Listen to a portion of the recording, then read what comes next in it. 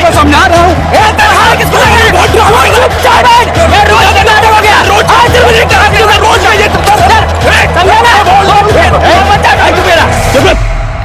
रोज दारू पी के अरे सर क्यों झगड़ा करते हो डेली दारू पी के? साहब साहब साहब साहब साहब उधर एक आदमी का पैर पड़ा है साहब। कहाँ? साहब उधर है। चलो।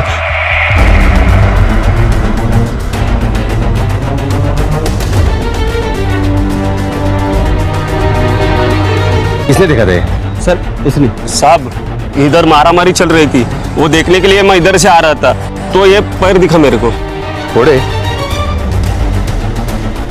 बूढ़े ये तो एक ही पैर है। मुझे लगता है इसके और बॉडी पार्ट ट्रैक के आसपास बिखरे होंगे। एक बार चेक करना पड़ेगा। 21 फरवरी 2014 को मुंबई पुलिस को बोरीवली और कांदीवली के बीच में एक आदमी का कटा हुआ पैर मिला। शरीर के बाकी हिस्सों की जांच पुलिस ने जी जान से शुरू कर दी।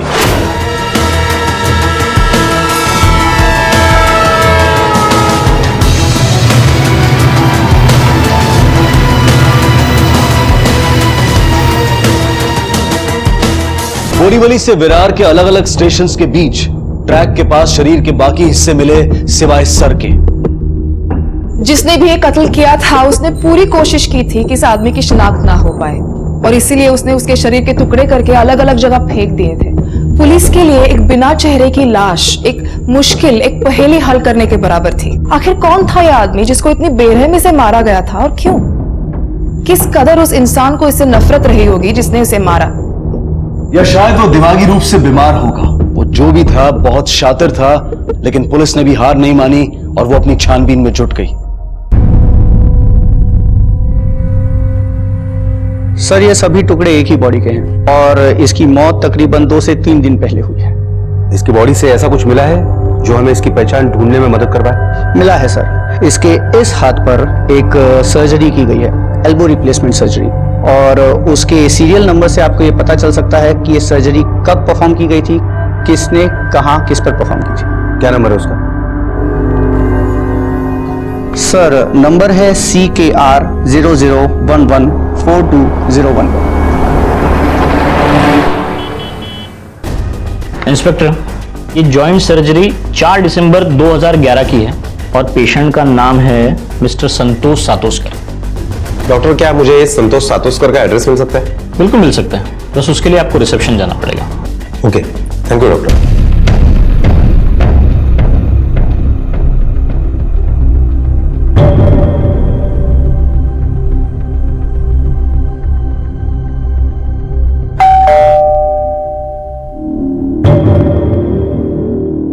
ये किधर रखा है मैंने ना लिख पाऊं।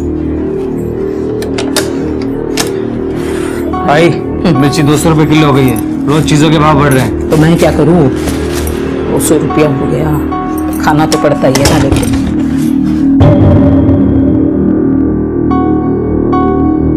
जरा सब्जी देखना होगा। आई जल्दी करना, मुझे कॉलेज के लिए देर हो रही है। देख मुझे 2 ही हाथ है, समझा ना? 2 हाथों से जितना हो सकता है उतना जल्दी ही कर रही हूँ। आई सुनना। हाँ काय रे? ले ये चेक साइन करके दे। और सुन, वो अपने 3-4 कस्टमर्स है ना, उन्होंने डब्बा कैंसिल करने को बोला है। तू रोज एक ही भाजी भेज देती है उनको। अरे दूधी खा के थक गए वो लोग। अभी तूने ही बताया ना मुझे मिर्ची का भाव क्या हो गया, 200 रुपया किलो। हम उनसे जितना पैसा ले रहे हैं ना उतने में यही परवड़ता है। क्या मेरे ताट में से उनको खाना खिलाऊं क्या? चल ले ले पकड़। आई सुन ना, मेरे पास ना बिजनेस के लिए मस्त आइडिया है। ये देख, तो बिजनेस का जो आइडिया है ना तेरे दिमाग से निकाल दे। अभी तेरी उम्र नहीं है, तू सिर्फ पढ़ाई पे ध्यान दे, समझा? किती याला डबे देत गा भरून। याचाच काहीतरी डोक्यात शिरत राहतं। संभाळ हमें एक आज तेरा खर्चे का। आई संभाल के जाना। चल चल बहुत काम। क्या ये संतोष सातोस्कर का घर है? आई क्या रे?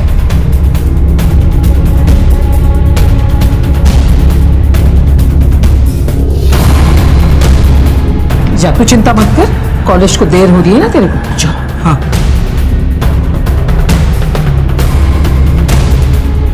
आपके लिए एक बुरी खबर है। हमें संतोष सातोस्कर की लाश मिली।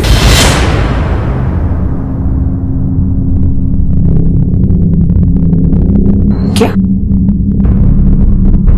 सब, लेकिन उनको मर के अभी 1 साल हो गया है। क्या? हाँ,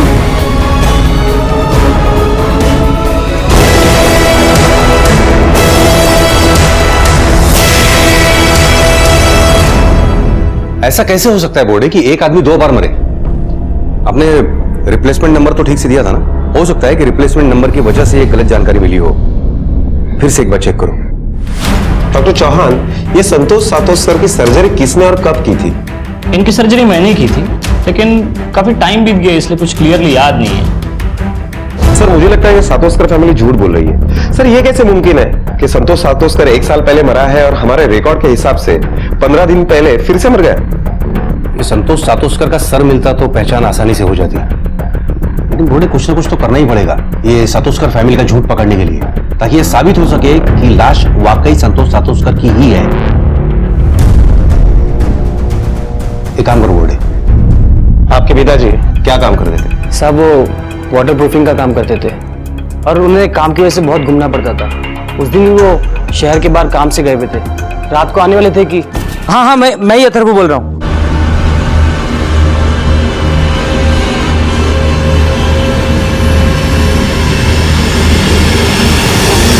अरे क्या हुआ? अरे टीवी क्यों बंद कर दिया? अरे मेरा फेवरेट प्रोग्राम चल रहा था ना। आई क्या? बाबा की ट्रेन का एक्सीडेंट हो गया। क्या?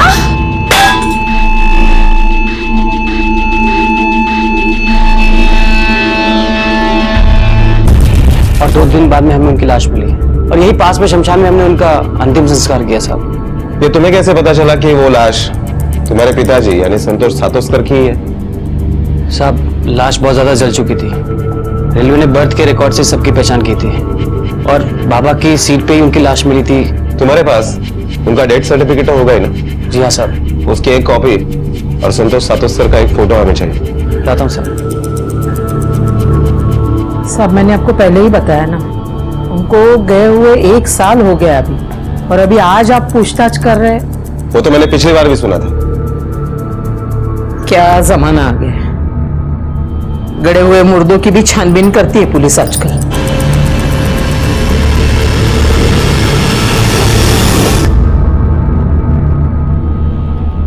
लीजिए साहब, ये उनका फोटो और ये।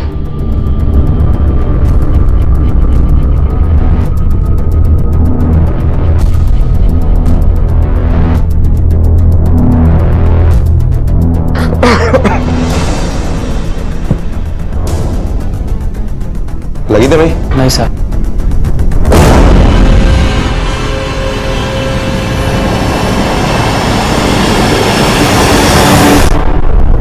रिका में ये अथर्व के सिर का बाल है, डीएनए टेस्ट के लिए भेज देना। पिछले साल ही संतोष की मौत हुई ट्रेन एक्सीडेंट में। साहब बड़ी हिम्मत वाली औरत है अलका। आदमी के जाने के बाद बड़ी मेहनत से डब्बे का बिजनेस जमाया उसने।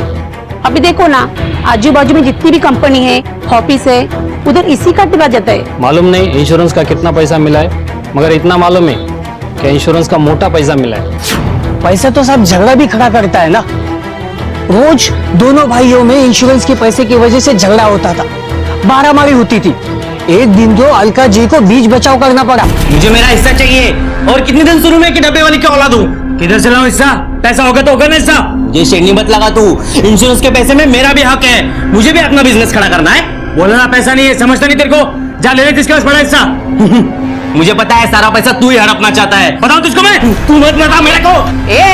अथर्वा, क्या रे? अरे क्या चल रहा है? कुछ शर्म है तुझे? बड़ा भाई होके छोटे पे हाथ उठाता है। तू जा, उसको लेके जा अंदर।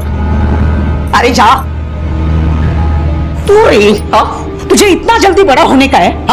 किसी ने कुछ बोला क्या तुझे? तो तू इतना क्या है? आप लोगों का क्या है? किसी के घर में कुछ हो जाए तो आ गए अपने झांकने। जाओ जाओ, यहाँ क्या सर्कस चालू है क्या? सर हमने रेलवे में और पड़ोसियों से पूछताछ की तो यही बात पता चली कि वाकई में संतोष सातोस्कर 1 साल पहले ही गुजर चुका है। डेथ सर्टिफिकेट भी झूठा नहीं है। और एक बात पता चली है सर, संतोष सातोस्कर का 25 लाख का इंश्योरेंस था जो क्लेम में उसके फैमिली को मिला और रेलवे की तरफ से एडिशनल 5 लाख रुपए भी मिले। इन्हीं 30 लाख रुपए की वजह से उसके बेटों में काफी झगड़ा हुआ करता था। इसके अलावा किसी के ऊपर शक करने की कोई वजह नहीं है। नहीं, लेकिन बोर्डे, इंश्योरेंस का पैसा मिलना या उसके लिए झगड़ा होना कोई इतनी बड़ी बात नहीं है कि जिसके लिए हम किसी को उठा सकें या फिर सस्पेक्ट बना सकें। और अभी तक यह भी साबित नहीं हुआ है कि वो लाश वाकई में संतोष सातोस्कर की ही है। सर आरनाला बीच पे एक आदमी का कटा हुआ सर मिला है।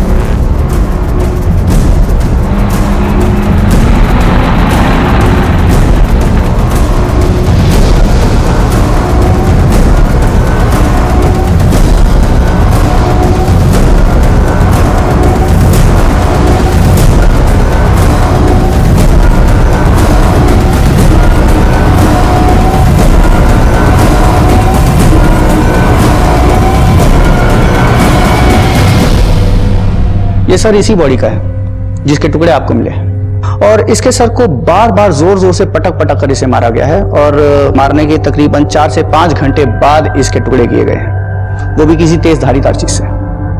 अगर वो डेड बॉडी संतोष सातोस्कर की ही थी तो वो 1 साल पहले कैसे मर चुका था? और अगर नहीं तो ये आदमी कौन था? संतोष सातोस्कर के घर वालों पड़ोसियों से की गई पूछताछ को, डेथ सर्टिफिकेट को झुटलाया नहीं जा सकता था। पुलिस की अब सारी उम्मीदें टिकी थी अथर्वा और डेड बॉडी की डीएनए रिपोर्ट पर, जो अगर उनके हक में आ जाती तो पुलिस की कई मुश्किलें आसान हो सकती थी और वो पुलिस तहकीकात को एक दिशा दे सकती थी। सर डीएनए रिपोर्ट भी आ गई है और डीएनए रिपोर्ट के मुताबिक अथर्वा के डीएनए और डेड बॉडी के डीएनए मैच कर रहे हैं। मतलब लाश संतोष सातोस्कर की ही है। फिर वही बात, एक आदमी 2 बार कैसे मर सकता है? और एक बात पता चली है सर संतोष सातोस्कर की जो फोटो हमने महाराष्ट्र के सारे पुलिस स्टेशन में मेल करवाई थी, उसका नासिक पुलिस स्टेशन से रिप्लाई आया। उनका कहना है कि सेम इसी शक्ल के आदमी की मिसिंग कंप्लेंट वहां पर दर्ज है, लेकिन उसका नाम संतोष सातोस्कर नहीं है, ललित गायतोंडे है। उसी शक्ल का आदमी नासिक में भी था। बोर्डे, कंप्लेंट करने वाले को जल्द से जल्द लाश की शिनाख्त के लिए बुलवा लो। इस केस के तार एक नहीं, शायद कई जगह बिखरे हैं। Okay sir.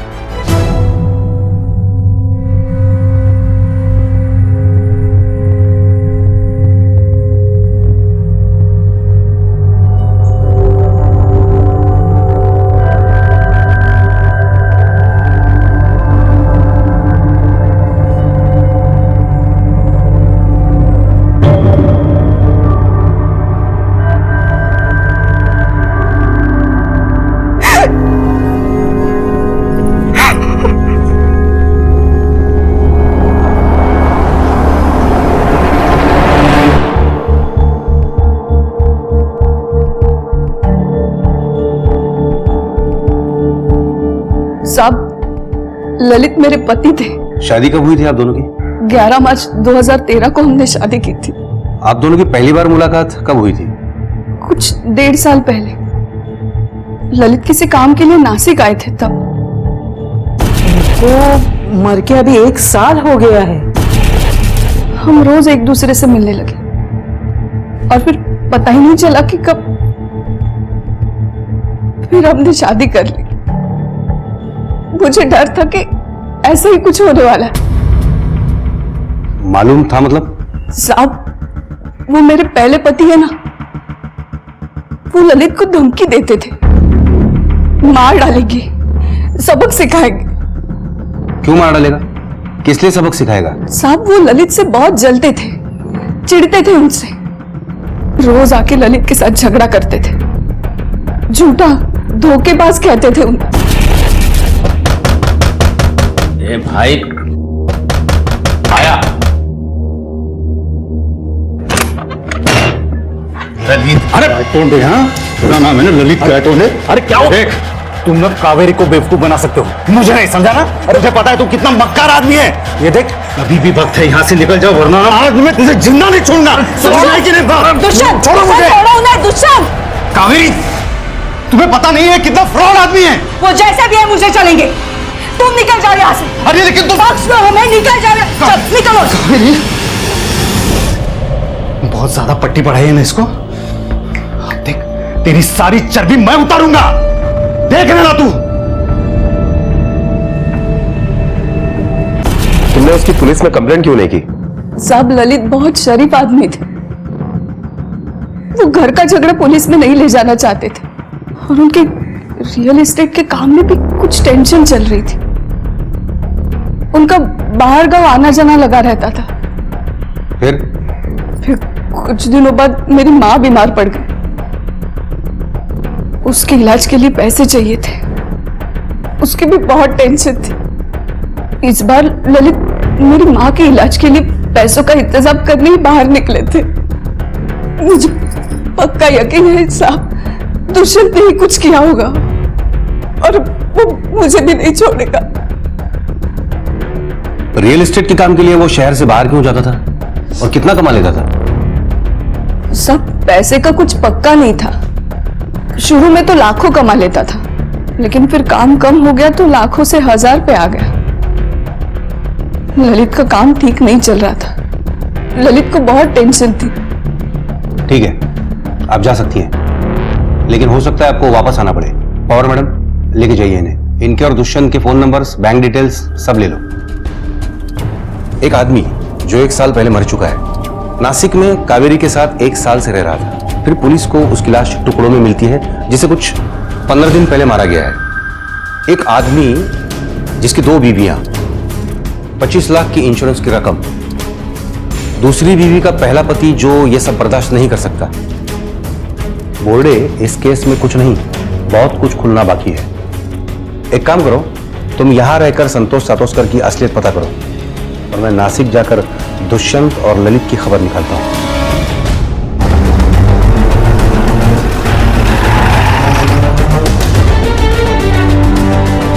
ये दुकान आपकी है? जी हाँ सर। क्या किया था ललित ने? सर वो ललित एक नंबर का फ्रॉड और झूठा आदमी था। उसने मेरा घर तोड़ा, मेरी शादी तोड़ी और सबसे ज्यादा गुस्सा मुझे इस बात का है कि उसने कावेरी को मुझसे छीना। लेकिन सर उसके लिए मैं उसकी जान नहीं ले सकता सर। तुम कैसे कह सकते हो कि वो झूठा और फ्रॉड था? सर देखिए ना, अभी वो अपने आप को स्टेट एजेंट कहलाता, लेकिन ये एरिया में उसके नाम पे एक भी एग्रीमेंट नहीं है। यहाँ तक कि उसके नाम पे रेंट एग्रीमेंट भी नहीं है। वो जो मोबाइल यूज करता था वो भी मेरी बीवी के नाम पे था सर, कावेरी की। और उसने कावेरी को अपने पिछली जिंदगी के बारे में, परिवार के बारे में कभी कुछ पता नहीं लगने दी। मुझे तो पूरा डाउट था सर उसका कोई ना कोई लफड़ा जरूर है।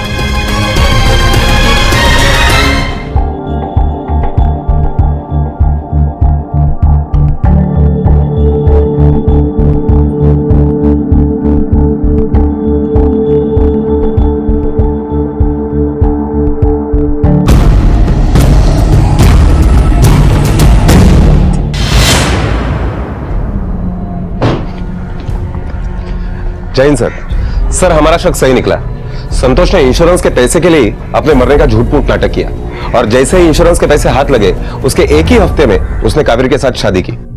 और कॉल रिकॉर्ड के मुताबिक कावेरी और अथर्व में कई बार फोन पर बात हुई। संतोष गायब होने के 2 दिन पहले भी। बोर्डे, तुमने सातोस्कर परिवार और कावेरी के अकाउंट डिटेल्स वगैरह चेक किए? कुछ हाथ लगा वहां से? यस सर, अभी ये इत्तेफाक है या प्लानिंग, ये तो पता लगाना पड़ेगा।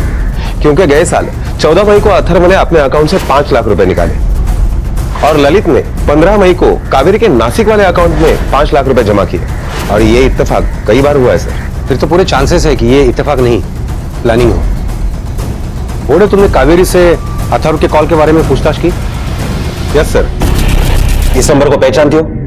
तुम्हारे मोबाइल से इस नंबर पर कई बार फोन किया गया है। ये नंबर अथर्व सातोस्कर का ही है ना? नहीं साहब, मैं इस नाम के किसी भी आदमी को नहीं जानती और इस नंबर पर मैंने कभी फोन नहीं किया। ये अथर्व का कुछ ना कुछ कनेक्शन है इस कत्ल के साथ। एक काम करो, अथर्व को पुलिस स्टेशन की सैर करवाने के लिए बुलाओ। Yes sir.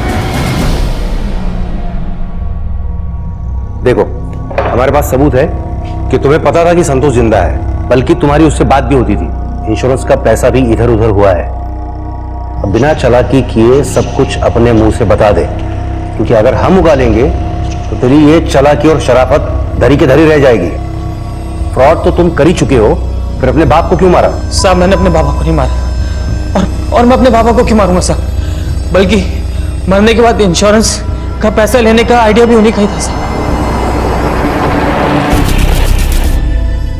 हमको भी मालूम है कि यह समय नहीं है बात करने का, पर क्या करें, ऐसे तो देने ही पड़ेंगे ना।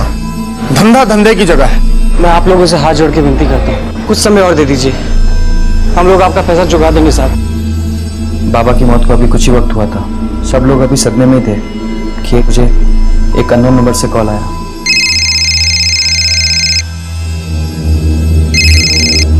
हेलो हेलो, मेरे पास एक खबर है तुम्हारे बाबा के बारे में।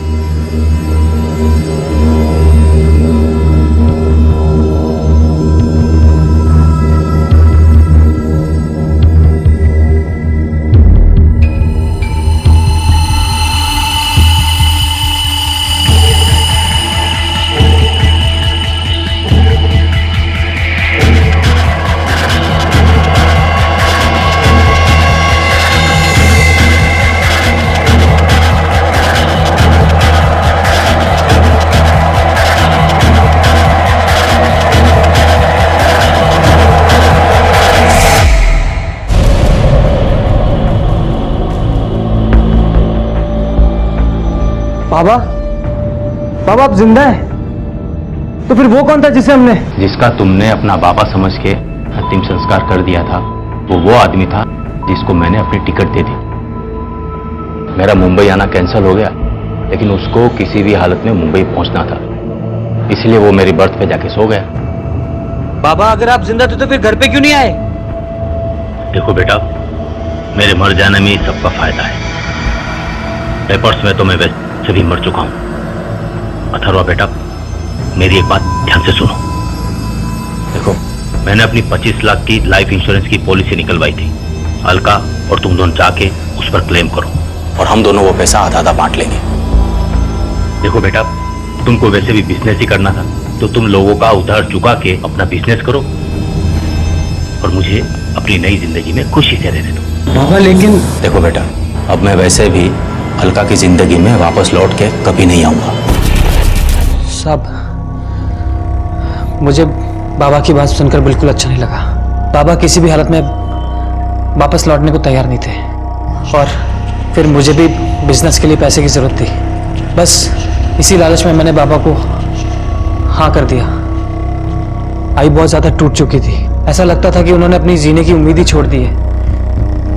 कभी कभी तो लगता था कि उन्हें सच बता दूं कि बाबा जिंदा है, मगर मेरे लालच ने मुझे हमेशा रोक लिया।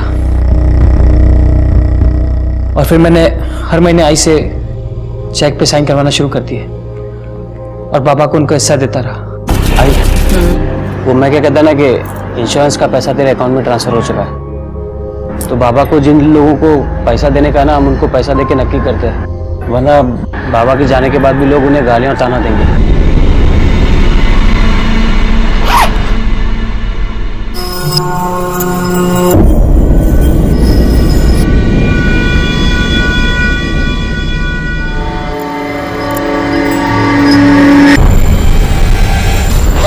चल आता हूँ आई।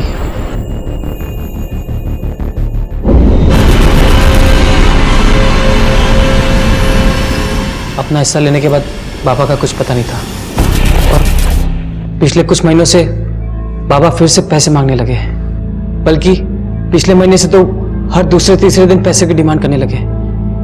अब आप ही बताइए मैं कहां से लाता अपने पैसे? इसलिए मुझे बाबा को साफ बोलना ही पड़ा। बाबा, 12 लाख से ज्यादा दे चुका हूं अब तक आपको, कहां से लाऊं रोज पैसा? अभी 3 दिन पहले ही आपको पैसा दिया था। और ये क्या है कि हर दूसरे तीसरे दिन आप मुंबई आ जाते हैं, किसी ने देख लिया ना तो जेल की हवा खाना। फिर मुझे मत सिखा जेल की हवा। अगर मैं जेल गया ना तो साथ में तू भी जाएगा, क्योंकि तू मेरा इंश्योरेंस का पैसा खा के बैठा है, समझा? जेल की हवा। एक और बात, मुझे अभी के अभी 50,000 चाहिए अर्जेंट। मैं यहां से हिलूंगा नहीं जब तक पैसा नहीं मिलेगा। अब तुझे क्या करना है, कैसे करना है, मैं नहीं जानता, मुझे पैसा चाहिए अभी अभी, बस। ठीक है, फिर मुझे एक रात की मोहलत दीजिए। बड़ी रकम है, जमा करने में टाइम लगेगा, तब तक आप हमारे गोडाउन में रहिए। एक रात मतलब सिर्फ एक रात, याद रखना। मैं बहुत डर गया था साहब। अगले दिन ही मैंने आई से चेक पे साइन करवाए, बैंक जाके पैसा निकाला और गोडाउन पहुंच गया। बाबा,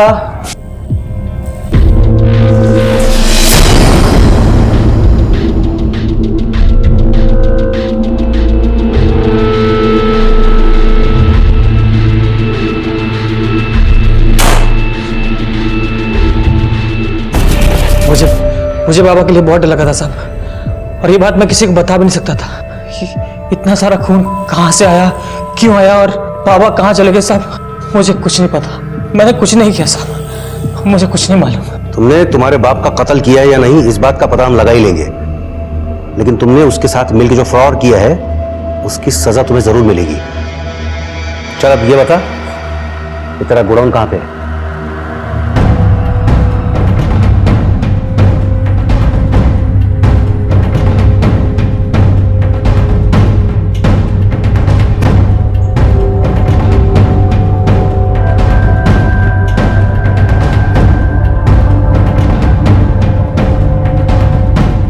घोड़े, संतोष ने जिस पैसे के लिए अपने बेटे के साथ मिलकर इतनी बड़ी प्लानिंग की, हो सकता है कि उसी पैसे के लिए फैमिली के और लोग भी इस प्लानिंग में शामिल हो। सब पे नजर रखो।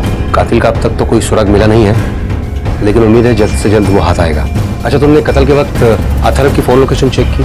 हाँ सर, उसकी फोन लोकेशन घर की ही दिखाई दे रही है। बाकी घर वालों को भी चेक करो। Yes sir. अथर्वा के बयान और बैंक डिटेल्स की माने तो यह सारा खेल इंश्योरेंस के पैसों के लिए खेला गया था, और एक आदमी जो मर चुका था उसे फिर से मारा गया था। यह साबित हो गया था कि गोडाउन में मिला खून संतोष का ही था, और खून जिस मात्रा में मिला था उससे यह भी साबित हो रहा था कि संतोष को वहीं मारकर उसके टुकड़े किए गए थे। संतोष उर्फ ललित का कातिल कौन था इसका पता नहीं लग पाया था, पर उसका पूरा परिवार पुलिस के शक के घेरे में था। आखिर कौन था उसका कातिल? पुलिस के शक की सुई अथर्वा, दुष्यंत और कावेरी पर थी, लेकिन कोई और भी था जो अब तक पुलिस की आंखों से ओझल था, और संतोष के कत्ल के लिए उसके पास मकसद भी था। सर, फॉरेंसिक रिपोर्ट के मुताबिक संतोष की मौत दीवार पर बार बार सर पटकने से हुई है, और मुझे लगता है कि यह कत्ल अथर्व ने किया होगा, क्योंकि जो बेटा अपने बाप के इंश्योरेंस के पैसे खा सकता है वो उसकी मौत साबित करने के लिए उसे मार भी सकता है। बोर्डे, संतोष को मारने का मकसद सिर्फ अथर्व के पास ही नहीं, कावेरी और दुष्यंत के पास भी है। हो सकता है कि कावेरी को इस बात का पता चल गया हो कि संतोष ही ललित है, या फिर दुष्यंत ने अपना घर टूटने का बदला लेने के लिए उसे मारा हो। बोड़े, एक और नाम है जिसके पास संतोष को मारने का मकसद हो सकता है। किसका? कौन सा नाम सर? संतोष की पहली पत्नी अलका। बिल्कुल हो सकता है सर, क्योंकि इस केस में पहले से ही उसका रवैया कुछ अलग है, और गोडाउन में हमें जो टूटी हुई लाल चूड़ी मिली थी, ठीक वैसे ही चूड़ी तफ्तीश के दरमियान मैंने उसके हाथ में देखी। गड़े हुए मुर्दों की भी छानबीन करती है पुलिस आजकल। बोड़े, अलका को पुलिस स्टेशन में पूछताछ के लिए बुलाओ। शायद यही वो कड़ी है जिसे आज तक हमने जोड़कर कभी देखा ही नहीं है। Okay sir.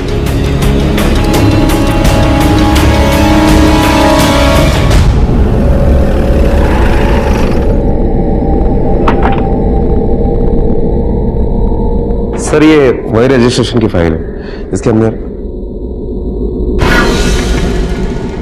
Sir, Alka madam को लेके आए। काफी मजबूती से बांध रखा है तुमने अपने घर परिवार को। देखकर लगता है कि तुम पर कभी किसी बात का असर होता ही नहीं होगा। क्यों नहीं होता है ना सर? ये मजबूती है या दुख? दुख इस बात का कि जिस इंसान की विधवा बनकर तुम जी रही हो वो 20 दिनों पहले तक जिंदा था, एक दूसरी औरत के साथ रह रहा था। इस बात का तुम्हें पता चल गया। पता चलते ही तुम्हारा यह दुख इस कदर गुस्से और बदले की भावना में बदल गया कि तुमने उसे सचमुच ही मार डाला। एक झूठ मूठ की विधवा से सचमुच की विधवा बनना तुमने मंजूर कर लिया। बोलो, सही है ना? इसी वजह से मारा ना तुमने उसको, या कोई और वजह थी? हाँ, इसी वजह से मारा उनको। उसकी झूठी मौत का सच्चा नाटक तुम्हें कैसे पता चला? अभी कुछ दिन पहले ही जब वो ले इधर साइन कर। आई, चेक साइन करने से पहले भाव को पूछ तो सही, हर दूसरे दिन किस बात का चेक साइन करवाता है तुझसे? हाँ रे अथर्व, मैं भी तुझे वही पूछने वाली थी।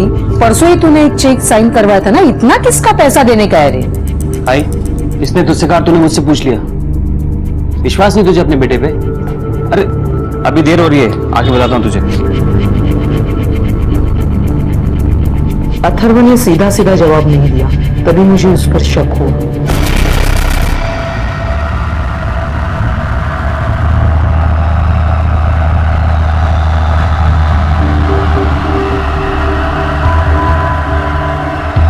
हाँ अच्छा अच्छा ठीक है ठीक है ठीक है।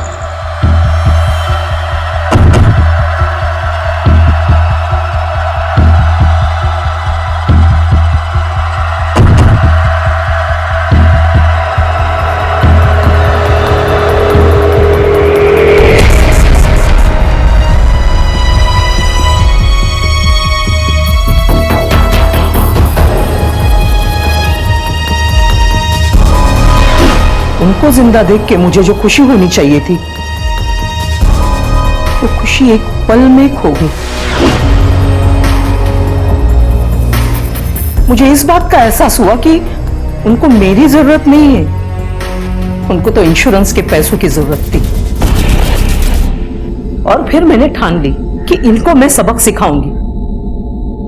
घर पे आके मैंने सब लोगों को झूठ बोला कि मेरी एक सहेली है, वो बीमार है, इसके लिए उसके गांव जा रही हूं करके। मैंने उनका पीछा किया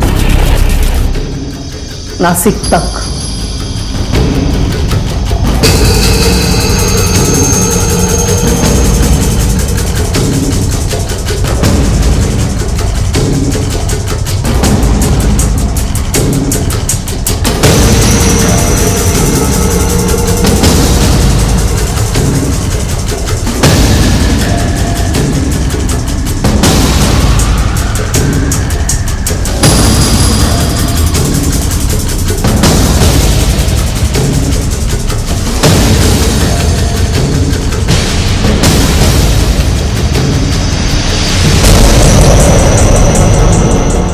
वहां जाके देखा तो वो किसी और औरत के साथ रहते हैं। मतलब मुझे छोड़ के जाने में उनकी कोई मजबूरी नहीं थी। उसके बाद मैंने अथर्व के चेक साइन करवाने का इंतजार किया। 2 ही दिन में उसने मेरे से चेक साइन करवाया। मैं समझ गई कि वो आ गए हैं और आए हैं तो गोडाउन में रुकेंगे। इसके लिए अथर्व के जाने के पहले ही मैं वहां गोडाउन में पहुंच गई। जैसे ही अथर्व वहां से निकल गया, मैं अंदर गई तो वो बहुत हैरान हो गए मुझे वहां देखकर। मैंने उनके साथ बात करने की कोशिश की। मैं बात कर रही थी लेकिन वो कुछ सुनना नहीं चाहते थे। फिर हमारी बात बहस तक पहुंची, हमारा झगड़ा शुरू हुआ और मैं गुस्से से बहुत पागल हो गई थी। मैंने गुस्से में आकर फिर उनको मारा, उनको मैंने काट दिया और फिर उनके टुकड़े करके मैंने फेंक दिए। कैसे मारा तुमने उसको? मतलब किस चीज से मारा? वही गोडाउन में एक ऐसा डंडा पड़ा हुआ था, मैंने उससे मारा। और टुकड़े कहां फेंके? रेल की पटरी पे।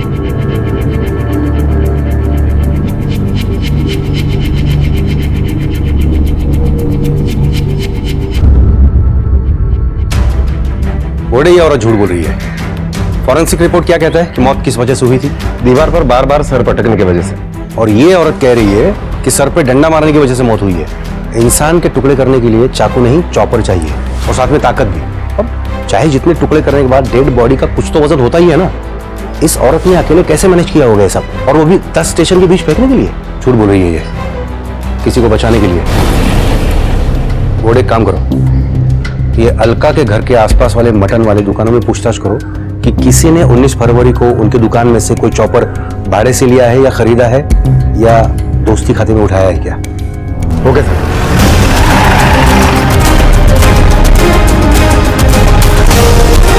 कहाँ घर जा रहा है? हाँ। चल तुझे तेरे असली घर पर लेकर चलते हैं।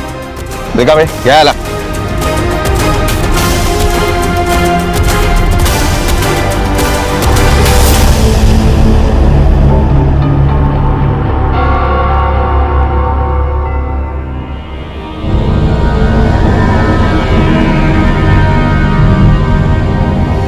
ठीक से पहचानो, ये वही था ना जिसने तुमसे चॉपर खरीदा था? हाँ साहब, ये वही है साहब।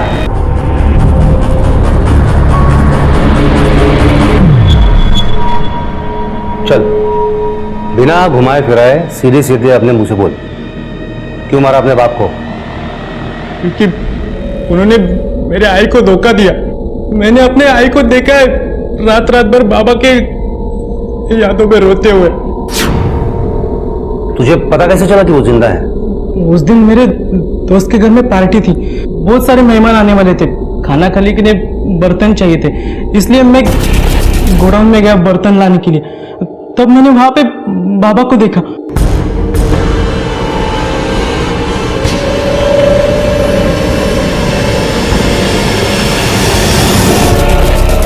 मैंने उनको देखा तो पहले मैं खुश हुआ, बाद में वो मुझे कुछ और ही समझाने लगे। अमय बेटा देखो, मेरी बात सुनो। अब तुमको पैसा चाहिए ना, मैं दूंगा ना, बहुत पैसा दूंगा, पर किसी को ये मत बोलना कि मैं जिंदा हूँ, अपनी आई को भी नहीं। देख बेटा, मैं एक दूसरी जिंदगी जी रहा हूँ बड़ी शांति से, और मैं उधर बहुत खुश हूँ। मगर मेरी आई खुश नहीं है ना, आपने मेरी आई को धोखा दिया, क्यों? जब उन्होंने मुझे कहा कि उन्होंने दूसरी शादी की है और आई को छोड़ के वो वहां बहुत खुश है, तो मुझे बहुत गुस्सा आया। मेरी आई को विधवा बना के तूने दूसरी शादी कर ली। अरे तेरे लिए मेरी आई रात रात भर चुप चुप कर रोती है, और तू दूसरी औरत के साथ। मैं तुझे नहीं छोड़ूंगा, नहीं छोड़ूंगा मैं तुझे।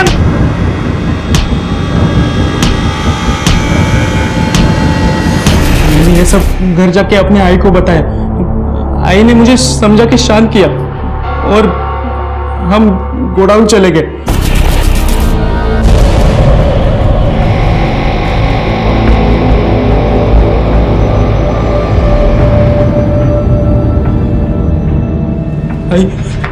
आई देख मेरे हाथ से क्या हुआ। आई जानबूझ के नहीं किया मैंने। आई इसने तुझे धोखा दिया, ये सुन के मुझे बहुत गुस्सा आया। इसलिए गलती से हो गया। सुन सुन सुन, तेरा बाप तो मेरे लिए 1 साल पहले ही मर चुका है, तो डर मत, मैं आई हूं ना तेरी।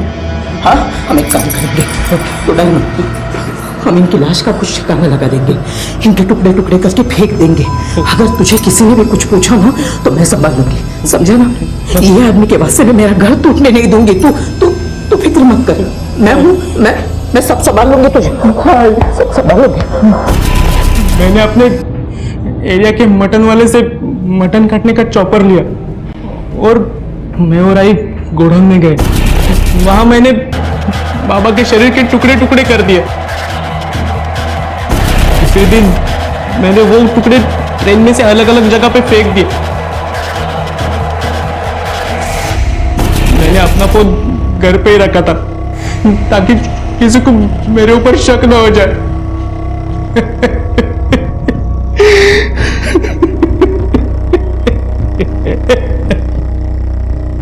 पैसे की चमक और उसका मोह इंसान को ऐसी गिरफ्त में ले लेता है कि उसे अपने रिश्ते, अपना परिवार तक दिखना बंद हो जाता है, और जो दिखता है उसे वो अनदेखा कर देता है। संतोष सातोस्कर और अथर्वा के साथ भी यही हुआ था।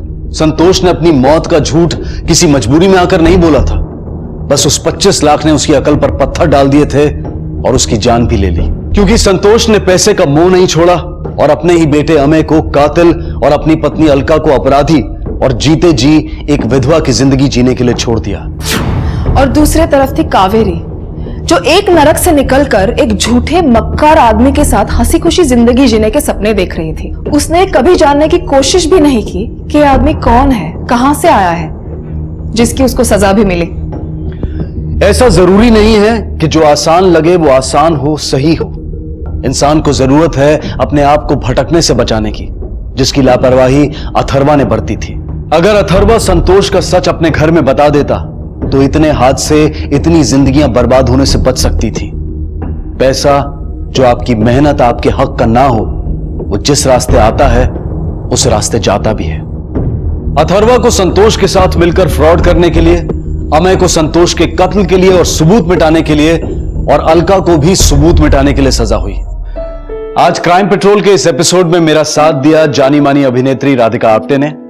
तो राधिका, आप क्राइम पेट्रोल के दर्शकों को अपनी फिल्म फोबिया के बारे में और अपने किरदार के बारे में कुछ बताइए। जरूर। 27 मई को मेरी फिल्म फोबिया रिलीज हो रही है, जो कहानी है महक की। आत्मनिर्भर, आत्मसम्मान, आत्मविश्वास से भरपूर महक के साथ एक हादसा हो जाता है। वो हादसा उसके दिमाग पर इतनी गहरी चोट कर देता है कि वो हादसे के बाद वो घर में और घर के बाहर असुरक्षित महसूस करती है। वो डरती है, घर में और घर के बाहर भी। फोबिया का मूल आधार लड़कियों की असुरक्षा और उनके साथ होने वाले हादसे हैं। ये हादसे उनके व्यक्तित्व और जिंदगी को हिला कर रख देते हैं। क्या है महक का डर और क्या सच है उसके डर के पीछे, ये सारे राज तो आपको फिल्म देखने के बाद ही पता चलेंगे। और मैं उम्मीद करती हूँ कि आप सबको मेरी फिल्म फोबिया बहुत पसंद आएगी। आई एम श्योर सभी दर्शकों को आपकी ये फिल्म जरूर पसंद आएगी। तो राधिका, क्राइम पेट्रोल के सभी दर्शकों की तरफ से और हमारी पूरी टीम की तरफ से आपकी फिल्म के लिए आपको ढेर सारी शुभकामनाएं कि आपकी फिल्म हर स्तर पर सराही जाए। Thank you so much. Thank you. अब मैं अनूप सोनी आपसे विदा लेता हूं, फिर मुलाकात होगी अगले एपिसोड में और खुलासा करेंगे एक और जुर्म का। तब तक अपना और अपने परिवार का ख्याल रखें और देखते रहें क्राइम पेट्रोल डायल 100। सबक एक को सीख हम सबको। जय। जब एक पक्ष दूसरे पक्ष को नीतिगत या गैर नीतिगत तरीके से चोट पहुंचाने का प्रयास करता है तो जो स्थिति उत्पन्न होती है उसे द्वंद्व कहते हैं। द्वंद्व वो घातक अवस्था है जो बड़े से बड़े अनर्थ का कारण बन सकती है। और आज का एक केस उस हकीकत को बयां करता है जो द्वंद्व के ऐसे ही अनर्थों का कारण बनी थी। ले आओ द्रुपद पुत्री को दुशासन, हम है बड़े भैया। दुशासन, तूने अगर पंचाली को हाथ लगाया तो तेरी दांत तोड़ दूंगा। तुम दांत हो हमारे, नजरें नीची करो। चल। हे बंसी वाले, हे गोविंद, हे गोपाल, हे सर्वशक्तिमान, हमारे लाश बचाओ प्रभु, हमारे लाश। भैया जी, मास्टर जी सही बोले रहे। जिस चीरहरण का कांड है ना, महाभारत का कारण बना रहा। सही बोले रहे, ये औरत जात सभी लड़ाई दंगों का कारण है। अरे रावण का लंका भी तो इसीलिए जला था। अब पराया मर्द पराई स्त्री को छुएगा तो घमासान तो मचेगा ना। वो बात तो है।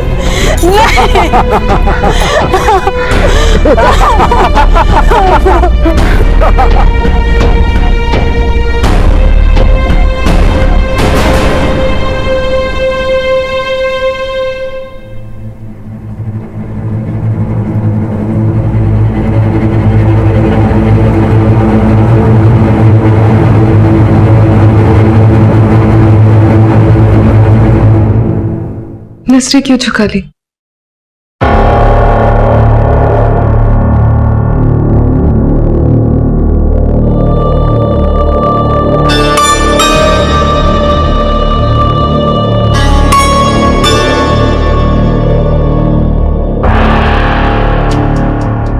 अब हमें कोई नहीं देखेगा।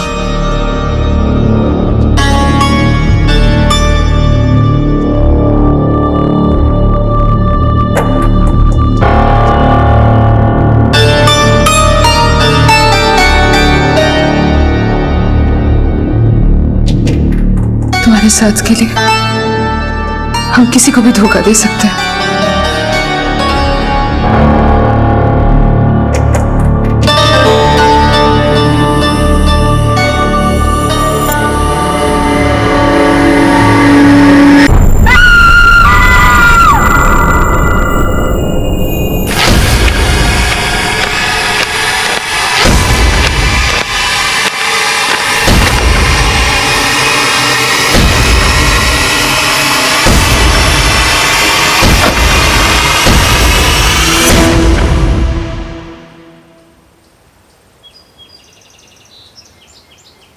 सब रेडी है? एक मिनट मैम। और जी सुपारी। मीडिया वालों को भी खिलाओ सुपारी, जुबान काबू में रहती है। अटल सिंह जी, समझ लीजिए हम अपने चैनल के लिए आपकी ड्यूटी कर रहे हैं। हमारी जबान आपकी शान में ही बोलेगी। और रिपोर्टर जब आप जितनी खूबसूरत हो तो लोग सुनते कम देखते ज्यादा है। हमारा तो सुझाव ये रहेगा कि बाबूजी के प्रोफाइल में आप जितना कम दिखे उतना अच्छा है। जैसा कि हम सब जानते हैं, अटल सिंह जी उत्तर प्रदेश के एक जाने माने बिजनेसमैन हैं। इनके फूड प्रोसेसिंग प्लांट्स ने गांव के कई बेरोजगारों को रोजगार दिया है। आज हम अटल सिंह जी और उनके परिवार के साथ उनके अनुभवों, उनकी पारिवारिक जिंदगी और रिश्तों से आपका परिचय करवाएंगे। तो अटल सिंह जी, सबसे पहले ये बताइए, आपकी सफलताओं के राज क्या है? हम तो अपने आप को सफल नहीं मानते। हम आज भी बेहतर कल के लिए संघर्ष कर रहे हैं। कैसा कल चाहते हैं आप? वैसा कल जहां इस क्षेत्र का हर व्यक्ति गर्व से कह सके कि वो सफल है। 18 साल पहले हम इस गांव के पंच प्रमुख थे, तभी से हमारे विचार इसी ओर अग्रसर हैं। और राजनीति में आने का उद्देश्य हमारा यही नहीं है, बल्कि वो उम्मीदें जो आम आदमी अपने पूर्व विधायकों से कर रहा था, वो विधायक उस पर खरे नहीं उतरे। मतलब आप वो कर दिखाना चाहते हैं जो अभी तक इस क्षेत्र का कोई भी विधायक नहीं कर पाया? जी। दीदी, आपको डायबिटीज है ना? मिश्री छोड़िए, गिरारी उठा लीजिए। बड़े किस्मत वाले हैं हम, जो आपकी जैसी भाभी मिली है। हमारी एक सलाह मान लो, तुम भी मीठा चखना छोड़ दो। बहुत ही रसीली हो गई हो। ये है अटल सिंह जी के छोटे बेटे वीर प्रताप सिंह। वीर जी, आप कुछ कहना चाहेंगे अपने पिता के लिए? ये हमारी शुभकामनाएं हैं पिताजी के साथ। वो बीते 18 सालों का हिसाब जरूर चुकाएंगे, जैसा कि उन्होंने अभी कहा। और ये है अटल जी की बड़ी बहू ऋचा सिंह। ऋचा जी, एक निजी सवाल, आपकी खूबसूरती का राज क्या है? जी, वो तो आपको हमारे पतिदेव से पूछना चाहिए। आप खूबसूरत तो है, लेकिन लगती गांव की ही है। वैसे आपको देखकर विश्वास नहीं होता कि आपने गुडविन कॉलेज दिल्ली से अपनी ग्रेजुएशन की है। राज क्या है उन डिग्रीज का? Correction, I'm no graduate. I hold an MA degree in political science. और ये है अटल जी की इकलौती बेटी मृदुला सिंह। मृदुला जी, अपने पति के स्वर्गवास के बाद आप अपने पिता के घर ही रह रही है, तो कैसा लगता है यहाँ? एक बेसहारा को अगर सहारा मिल जाए, और वो भी अपनों से, तो हर दुख सुख में बदल जाता है। और ये है अटल जी के बड़े बेटे, उनके उत्तराधिकारी केदार सिंह। केदार जी, क्या लगता है आपको, आपके पिता की इस चुनाव में जीत होगी? निश्चित जीत होगी। बाबूजी ने कभी हारना नहीं सीखा। हमारा भी। यह है मेरा वारिस सूरज और ये पोती स्वाति।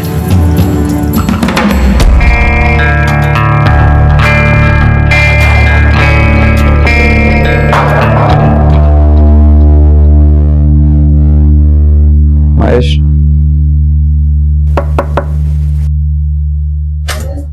नमस्ते साहब। जाओ। ठीक है सर।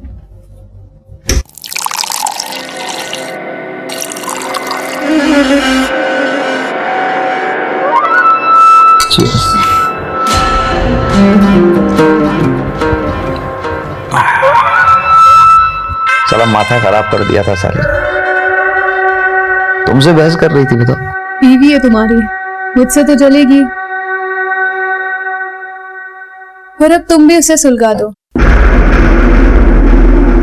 शादी कर लो मुझसे। एक मिनट, आंखें बंद करो।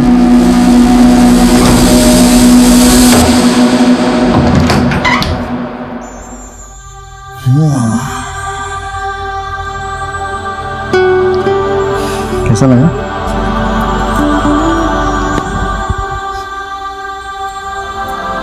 तुम तोहफा दे के बात मत टालो। और तुम जल्दी करके पूरी प्लानिंग की ऐसी तैसी ना करो। बाबूजी राजनीति में कदम रख रहे हैं, पूरा बिजनेस हमारे हवाले करके। एक बार बिजनेस हाथ में आ गया, फिर रानी तो तुम ही बनोगी हमारी। लेकिन तुम्हारी मृदुला दीदी भी कुछ कम पापड़ नहीं मिल रही। क्या मतलब? सुनने में आया कि वो तुम्हारे फैक्ट्री के वर्कर्स से काफी मिल रही है, यहाँ तक कि उनकी बीवियों का भी काफी ख्याल रख रही है, ताकि उनके पति उन्हें अपना अन्नदाता समझने लगे। औरत है, औरत जैसे ही सोचेगी। कहा कहती हो? बढ़िया है ना भाषण? जी बढ़िया तो है बाबूजी, लेकिन शुरुआत इतनी प्रभावशाली नहीं है। शुरुआत की 2-4 लाइनें ना थोड़ी जमानी पड़ेगी। तो सोच कर रही हो, लिख दो कुछ बढ़िया सा, जमाए दो अच्छा सा कुछ, अच्छे से लिख दो। फिर भैया जी, मेरे विचार से एक बार मृदुला बिटिया को भी पढ़ा देते। क्यों चाचा जी, हम पर भरोसा नहीं है क्या? ऐसी कोई बात नहीं, तुम पर तो पूरा भरोसा है। हमने राजनीतिक विज्ञान में एमए किया है, राजनीति अच्छे से समझते हैं। पब्लिक स्पीकिंग कैसी होनी चाहिए ये मृदुला दीदी से ज्यादा जानते हैं। बाकी आप लोग जैसा ठीक समझे। अरे नहीं, लिखो तुम ही। वाह, आजा आजा, आते हैं हम अभी। बाबूजी को तो बड़ी बढ़िया तरीके से पढ़ा लेती हो तुम, लेकिन राजनीतिक विज्ञान के साथ साथ अपने पति को बस में रखने का ज्ञान भी सीख लेती ना, तो आज बेचारे बड़के भैया दूसरी औरतों का जूता नहीं पड़ने में व्यस्त होते। ननद जी, हम वो पत्नी नहीं ना जो पति को खूंटे से बांध के रखे, खुला छोड़ दिया है ताकि वो अपना बिजनेस संभाल सके। और जो नजर लगाए बैठे हैं उनकी दाल न गले। जो दाल तुम पका रही हो ना, वो भी हम गलने नहीं देंगे।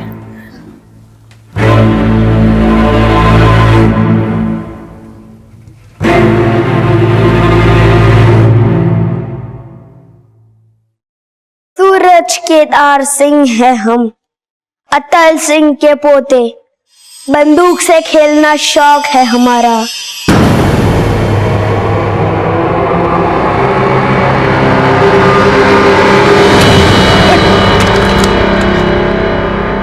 सूरज, ये खिलौना नहीं है, गन है ये। जाके पढ़ाई करो अंदर।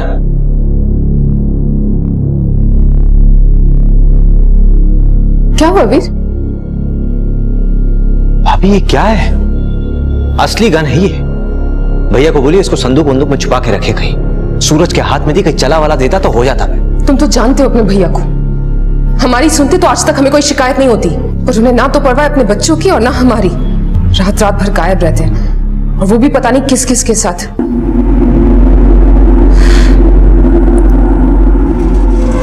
वीर, वीर हमें जरूर। एक सेकंड भाभी, हमारा एक जरूरी फोन आ गया।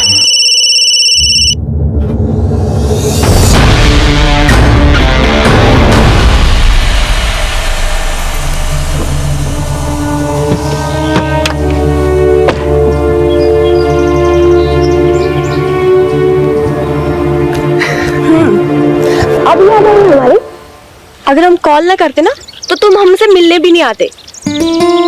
वैसे सब ना सही कहते हैं कि ठाकुरों से बच के ही रहना चाहिए, पता नहीं कब पलटी मार दे। हम उन पलटने वालों में से नहीं है। एक बार लंदन से अपनी पढ़ाई पूरी करके आ जाएं, फिर बनाएंगे तुम्हें अपनी बीवी।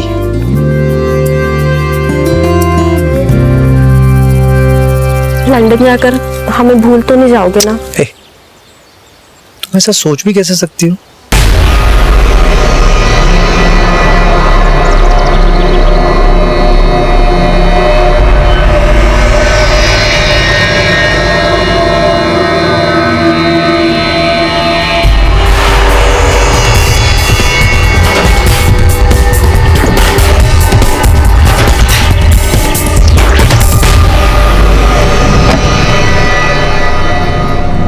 नमस्ते दीदी जी, आप यहाँ? हम तो बस ये देखने आए थे कि तुम कितनी सुंदर हो। जी, हम कुछ समझे नहीं। कोई बात नहीं, जल्दी ही समझा देंगे।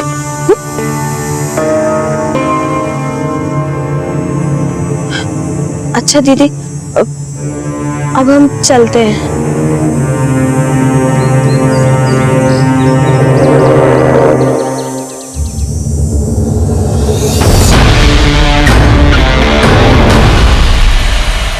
अनीता और वीर के रिश्ते का राज जानने वाली ऋचा अटल सिंह के परिवार की पहली और इकलौती सदस्य थी, और अब अनीता की जिंदगी एक ऐसे षड्यंत्र की भेंट चढ़ने वाली थी जिसका फायदा उठाकर ऋचा वो सब करने वाली थी जिसकी उसने हमेशा से चाह की थी।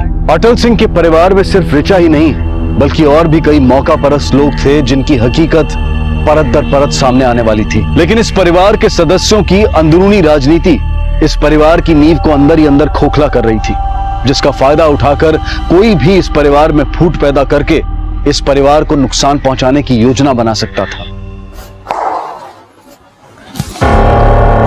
वाणी, तुम यहाँ? तुम तो हमसे मिलने आते नहीं, तो सोचा हम ही तुमसे मिलने आ जाए। वाणी, यहाँ कैसे? वीर की याद खींच नहीं या हमसे मिलने आई हो? भाभी दोनों ही बातें हैं। वैसे भी आज जो सरप्राइज लेकर हम आए हैं ना, वो आप सबके लिए है। कैसा सरप्राइज? वो सरप्राइज तो पापा ही बताएंगे। भाई साहब, अब तो आप भी हमारे बिरादर के हो गए। व्यापार में तो आप हमसे एक कदम पहले से ही आगे थे, अब तो राजनीति में भी आपने हमारा स्थान ले लिया। खाई लीजिए ना। क्या बात कर रहे हो शैलेश सिंह? पार्टी वाले आए थे हमारे पास, बोले पार्टी ज्वाइन कर लो, टिकट दे देंगे। हम समझाए उन्हें, हमारा दोस्त यहाँ से खड़ा है, यहाँ से पार्टी का प्रत्याशी है, तो बोले आप पार्टी ज्वाइन करो ना करो, टिकट तो हम शैलेश सिंह को नहीं देंगे। टिकट तो अपने घर में ही रहा ना। कूटनीतिक जवाब। हम कोई कूटनीतिक बात नहीं कर रहे। देखिए, असल में हम आए हैं आपको समधी बनाने के लिए। समधी? हाँ, हमने सोचा कि वीर और वाणी की शादी कर देते हैं। दोनों बचपन से एक दूसरे को जानते हैं, साथ पढ़े हैं। लेकिन अभी वो देखिए, केदार से पहले ही बात हो चुकी है। इसने हरी झंडी दिखाई है तो हम शगुन लेके आ गए। केदार ने तो हमें इस बारे में कुछ कहा ही नहीं। अब इसमें बताने जैसा क्या है बाबूजी? वीर और वाणी एक दूसरे से प्यार करते हैं तो। लेकिन भैया हमें रिश्ता मंजूर नहीं है।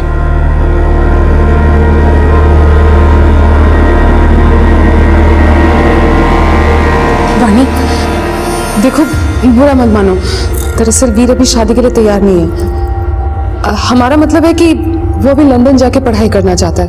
अगर इतनी सी बात है तो इसके लंदन जाने से पहले सगाई कर लेते हैं, लंदन से लौटने के बाद शादी कर लेंगे। आप समझ नहीं रहे, हम नहीं कर सकते शादी।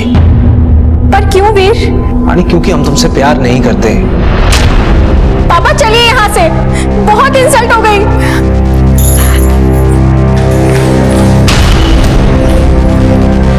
केदार, जो हमारा तमाशा बनाने के लिए बुलाया था यहाँ पर, ये बात हम भूलेंगे नहीं। जिंदगी भर याद रखेंगे इस अपमान को।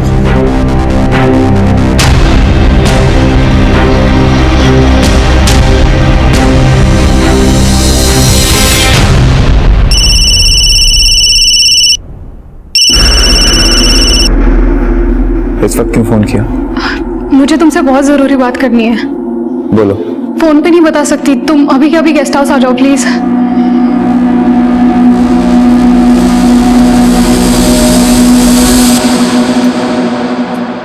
इतना बन ठन के कहाँ जा रहे हैं वो भी इस वक्त? एक क्लाइंट के पास। और रखेल को क्लाइंट कब से बुलाने लग गए? जब सब पता है तो पूछ क्यों रही है? पूछे बिना रहा नहीं जाता। बीवी हूं ना। तुम दुनिया की पहली बीवी नहीं जिसकी सौत ना हो। लेकिन जो बाकी बीवियां सहती हैं, हम वो नहीं सहेंगे। हमें खूंटे से बांधने की कोशिश की तो खूंटा हम भी बांध देंगे तुम्हारे लिए। औरत हो, औरत की तरह रहो। ज्यादा मर्दानगी दिखाई ना तो खूंटे के साथ साथ तलवे चाटने की नौबत आ जाएगी।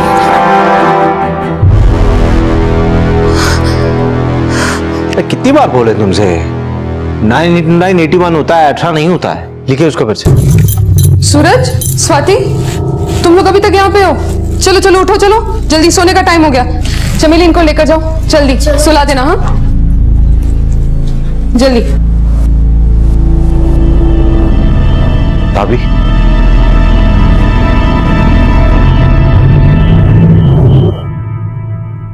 भैया ने यहाँ पे फिर से हाथ उठाया।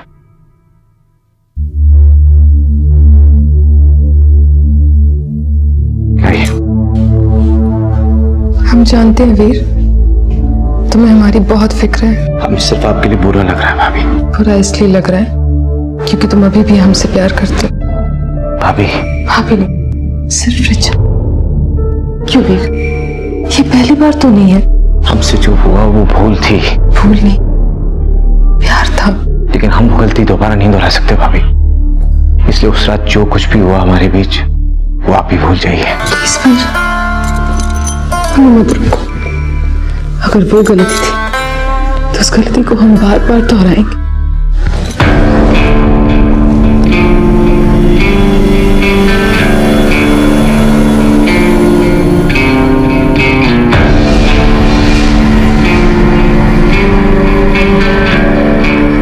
नसरीन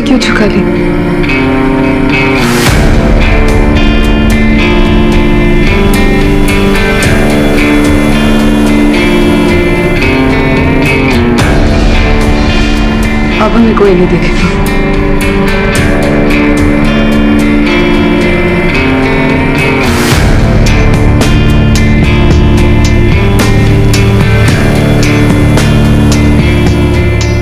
तुम्हारे साथ के लिए हम किसी को भी धोखा दे सकते हैं।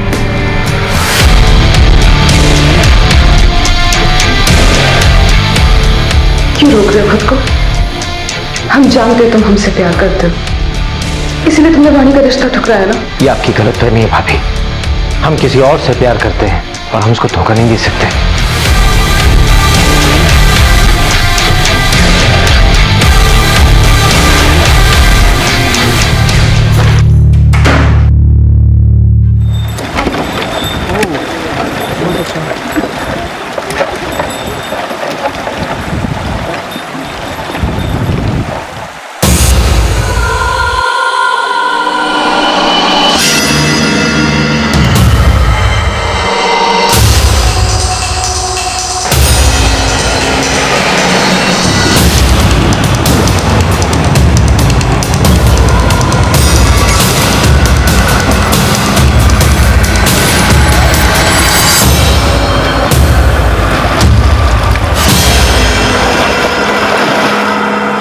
अनीता, मेरी बच्ची क्या हुआ? अरे मेरी बच्ची को क्या हुआ? अनीता, मेरी बच्ची, अरे मेरी जानी दो, अरे मेरी बच्ची को क्या हुआ? अरे मेरी बच्ची।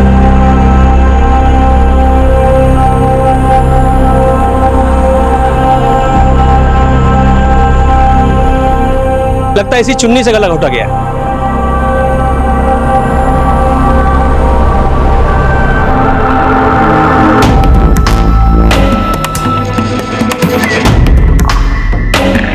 ये हमारी बेटी अनीता है। कल शाम से ही हम इसके लिए परेशान थे। कल शाम से लापता थी, कहाँ गई थी? ये अपनी सहेलियों के साथ निकली थी।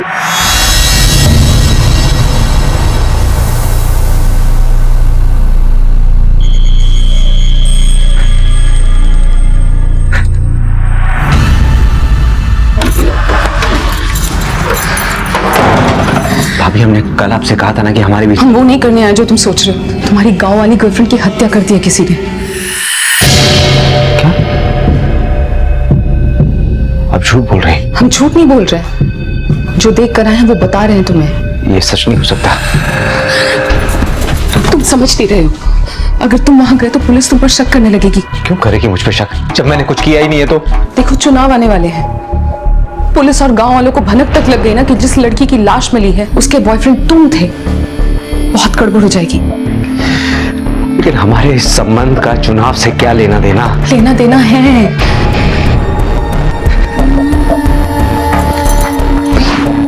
संभाल अपने आप को, हम समझ सकते तुम्हारा दर्द।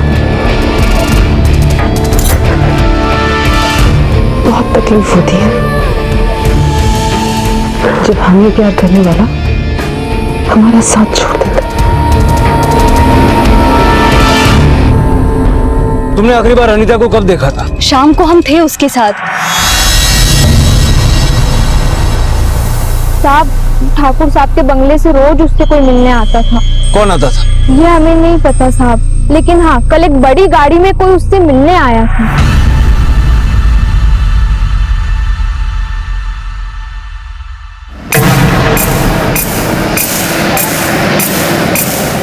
अच्छा तुम दोनों जाओ, हमें आने में लेट हो जाएगा, ठीक है?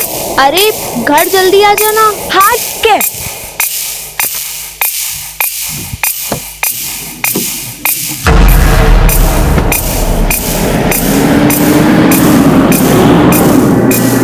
जो उससे मिलने आया था उसका चेहरा देखा था तुमने? नहीं साहब, हम उसका चेहरा नहीं देखे।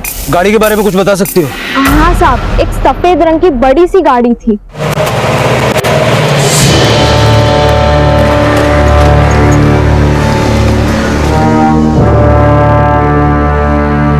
वाह बात है दरोगा, कैसे आना हुआ?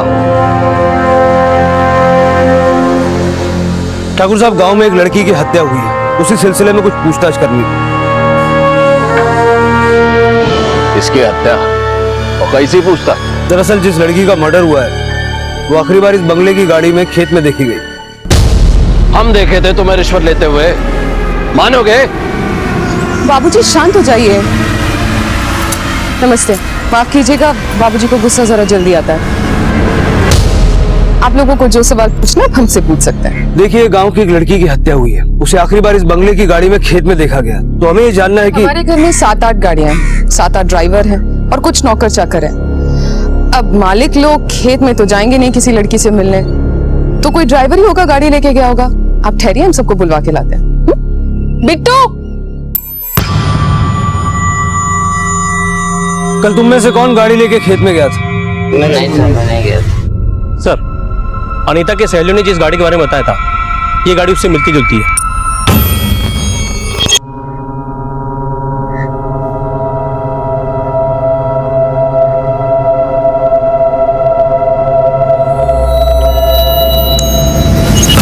ये गाड़ी कौन चलाता?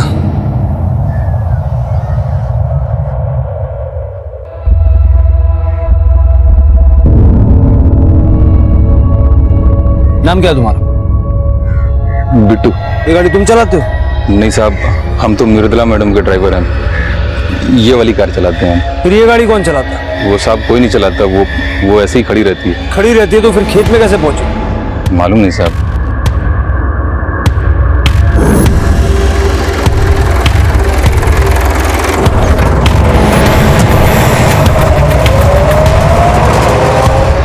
सर, सबको बहुत पढ़ा के पूछताछ के लिए सामने किया है।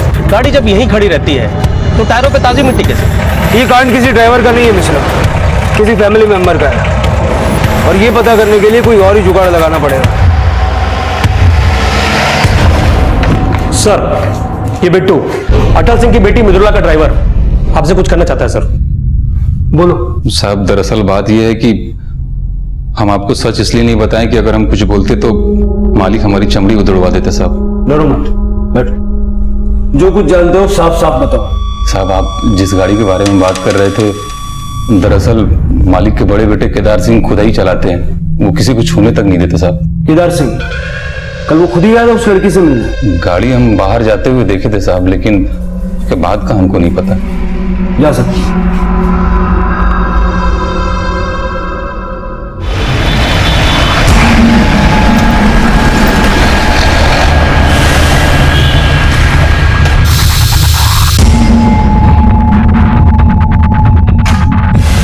दरोगा बाबू, अंदर कहाँ घुसे जा रहे हैं?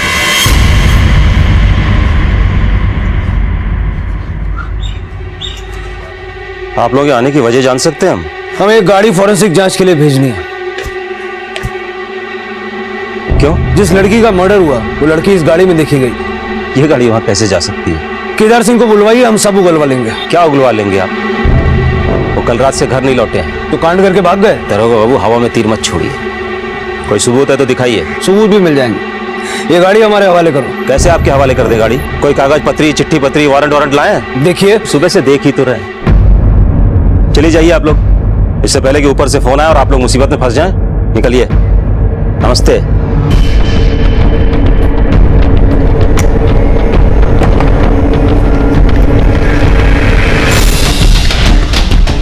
सर, अब एक लड़की की गवाही में मजिस्ट्रेट गाड़ी उठाने का परमिशन तो देगा नहीं। अब ऐसा क्या सुराग ढूंढे कि केदार सिंह हाथ में आए? कुछ भी हो मिश्रा, इन्वेस्टिगेशन रुकनी नहीं चाहिए। कोई ना कोई सबूत तो जुटाना ही होगा इस केदार सिंह के खिलाफ। चलो।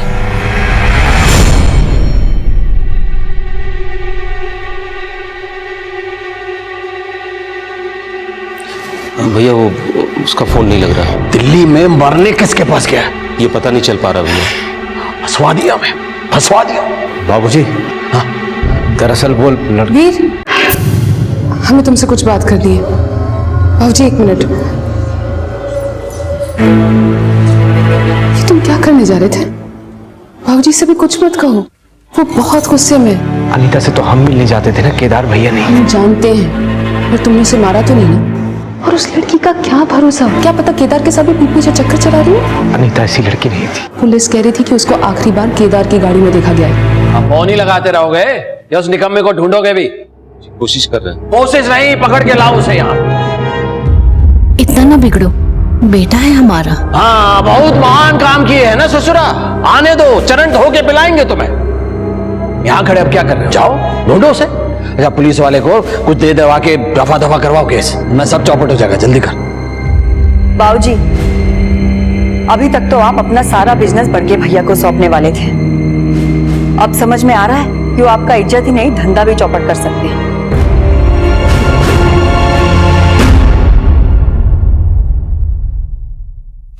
भाभी, कोई केदार भैया से मिलने आया है। क्या बात है? आज कुआ खुद प्यासे की खोज में चला है। हमें केदार से मिलना है, आप प्लीज उन्हें बुला दीजिए, बहुत ही अर्जेंट है। केदार की हर खबर रखने वाली आज खुद केदार को ढूंढ रही है। वैसे क्या राज है आपकी इस तलाश का? हमें उनसे एक बहुत ही अर्जेंट इंटरव्यू के सिलसिले में मिलना है। तो तुम्हारी ये सिलसिले बड़े भाते हैं केदार को। आपको जो भी बोलना है ना वो साफ साफ बोलो। साफ सफाई छोड़ो और केदार से दूर रहो। देखो कहीं हमारा माथा ठनक गया ना तो पछताने की नौबत भी नहीं मिलेगी तुम्हें। आपको कोई गलत फैमिली हो, अनजान बनने का ढोंग तो करो मत हमारे सामने। ये जो घटिया परफ्यूम लगाई है ना तुमने, ये हम रोज सूंघते अपने पति के शरीर पर। और ये जो तुमने लटका रखा है ये उसी इंटरव्यू की फीस होगी जो तुम केदार से लेती हो। देखिए बहुत बोल गई आप। लेकिन तुम ना हमारी जुबान पकड़ सकती हो और ना ही इस घर की बहू बनने का सपना देख सकती।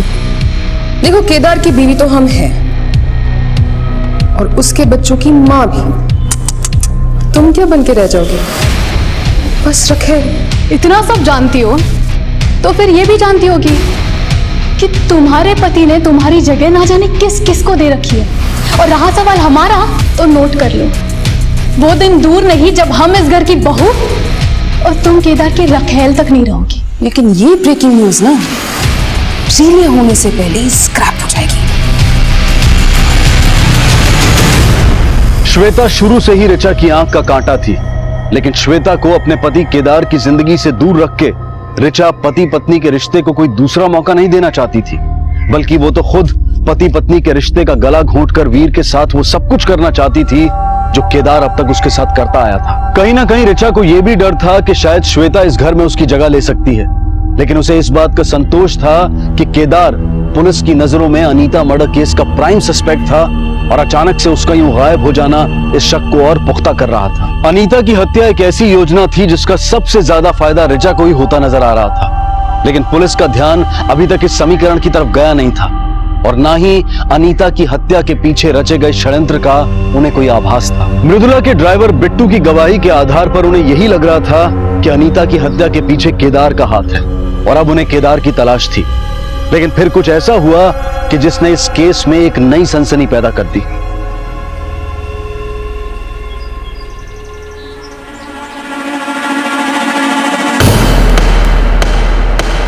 लाश?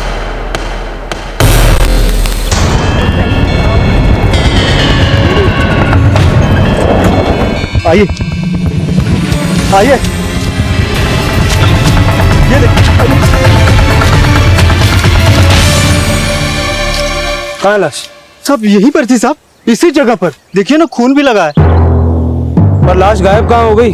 साहब हमें क्या पता साहब, वो तो देखकर हम आपको बुलाने चले गए थे। तारा के चंदा सर।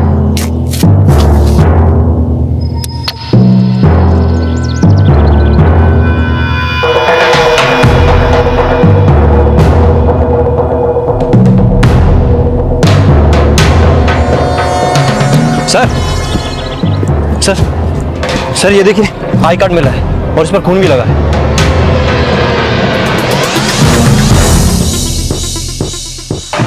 सर ये महेश केदार सिंह के गेस्ट हाउस में नौकर है। ये बता रहा था कि केदार और श्वेता का अफेयर चल रहा है। पता था आपको जो हमको बोला? साहब श्वेता मैडम अक्सर गेस्ट हाउस पे आके रुकती थी और जब भी वो वहां रुकती थी तब केदार सर भी उनके साथ रहते थे। कब से चल रहे हैं सर? यही कोई 2 साल से।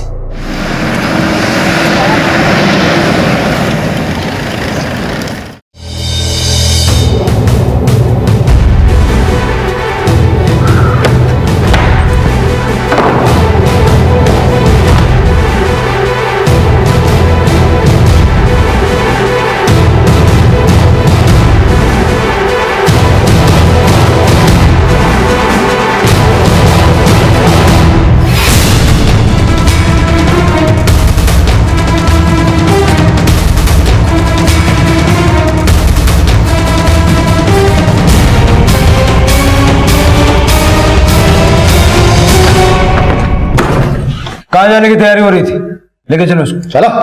छोड़ो मुझे और दूर रहकर बात करो। दूर रह के नहीं, अब थाने चल के बात हो। अपनी औकात में रहो इंस्पेक्टर। जानते हो ना हम कौन है? एक नंबर का लड़कीबाज, दारूबाज और अय्याश आदमी है तू। दो मर्डर करके फरार है। सर लेके चल इसको। चल छोड़ो मुझे, तुम जानते नहीं हो। छोड़ो मुझे। हाँ मिश्रा, ये देखिए सर, श्वेता की डेड बॉडी गाड़ी में जाकर घूम रहा है। श्वेता, ये मैंने नहीं किया। ये हमने कोई अनीता को नहीं मारा और ना ही हमने अपनी श्वेता को मारा है। हम सच बोल रहे हैं इंस्पेक्टर। हमें फंसाने के लिए वो लाश किसने हमारी डिक्की में रखी, क्यों रखी, हमें कोई जानकारी नहीं है। कौन फंसाना चाहता है तुम्हें? कमी है क्या हमारे दुश्मनों की?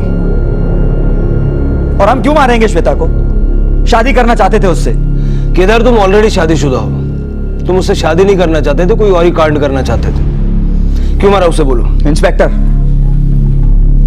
कॉलर पकड़ी हम कुछ नहीं बोले, थप्पड़ मारा हम शांत रहे, लेकिन ये झूठे केस में आप हमें फंसा नहीं सकते, फोर्स नहीं कर सकते आप हमें। हमने श्वेता को नहीं मारा, प्यार करते थे उससे, शादी करना चाहते थे। चलो मान लेते नहीं मारा, तो फिर अचानक गायब कहां हो गए थे?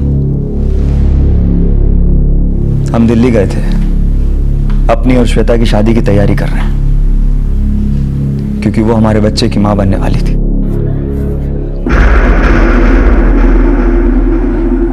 क्या हुआ, अचानक क्यों बुलाया मुझे? Kedar, I'm pregnant. क्या? ये तो और भी स्ट्रॉन्ग मोटिव है। मतलब किसी शादीशुदा आदमी की लवर प्रेग्नेंट हो जाए तो वो तो उसकी। आप गलत समझ रहे हैं। हम सच में श्वेता से प्यार करते थे, सच में उससे शादी करना चाहते थे। इसके लिए हम ऋचा को तलाक भी देते, निश्चित देते। 3 दिन से मैं दिल्ली में था। यकीन ना हो तो आप पता कर लीजिए पता। अरे कहाँ मतलब है बेल नहीं मिल पाएगी? चुनाव लड़ने जा रहे हैं और हमारा कपूत जेल में है। कहाँ छवि बनेगी जनता के सामने हमारी? केदार की गाड़ी से श्वेता की लाश मिली, बेल मिलना मुश्किल। तो क्या हमारे पति जेल में ही रहेंगे? वकील साहब, आप कुछ भी कीजिए, लेकिन हमारे पति को जेल से निकलवाइए।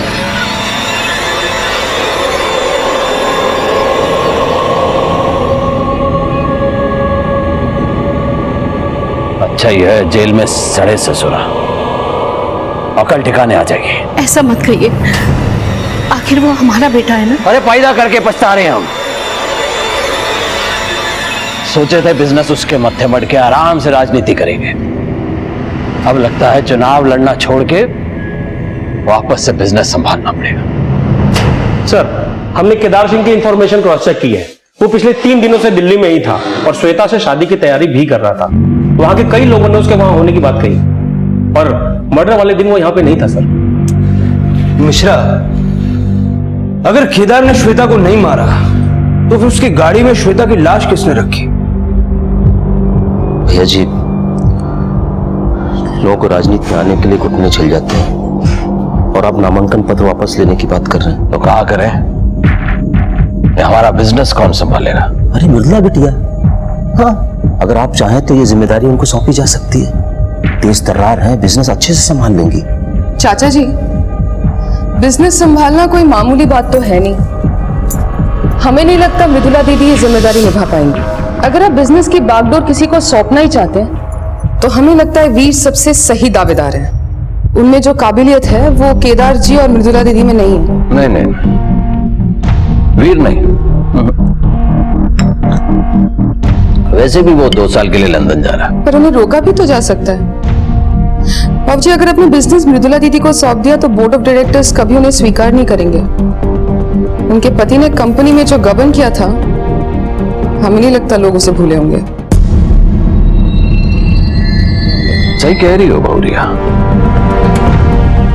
समय की मांग है कि वीर को बिजनेस सौंपा जाए।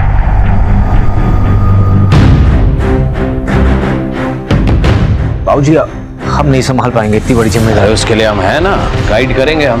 बाबूजी, इतना आसान नहीं हुआ। जिंदगी में पहली बार तुमसे कुछ मांग रहे हैं, मना मत करो। लेकिन बाबूजी, प्लीज वीर, मान जाओ।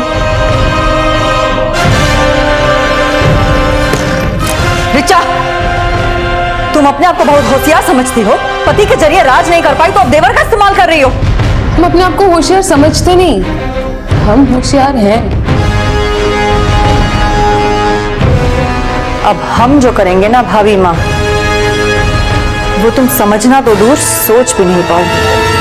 All the best.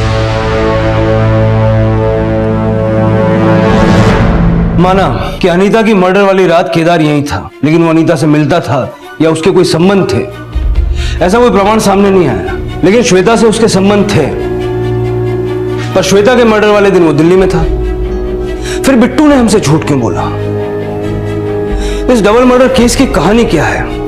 अगर ये दो मर्डर्स दो अलग अलग लोगों ने किए हैं तो वो कौन है? अगर दोनों का हत्यारा एक ही है तो वो कौन है? सर, हमें तो लगता है कि इसमें एक ही आदमी का हाथ है। ये बहुत बड़ा षड्यंत्र है सर। हो सकता है कि अटल सिंह की विरोधियों की उसके बेटे को फंसाकर उसके चुनावी अभियान में खड़े डालने की कोशिश हो। मिश्रा, हो ये भी सकता है कि अपराधी कोई और ही हो और उसने जानबूझकर ये वक्त चुना ताकि हमारी शक की सुई राजनीतिक षड्यंत्र की तरफ जाए। ये खेल सिर्फ सत्ता का नहीं है मिश्रा, इसमें कई और सारे पहलू हैं जो अभी तक हमारे सामने नहीं आए। हमने वीर को अपना वारिस बनाने का फैसला किया। बस कुछ कागजी कार्रवाई के बाद कल से वीर हमारे सारे बिजनेस की बागडोर संभालेगा।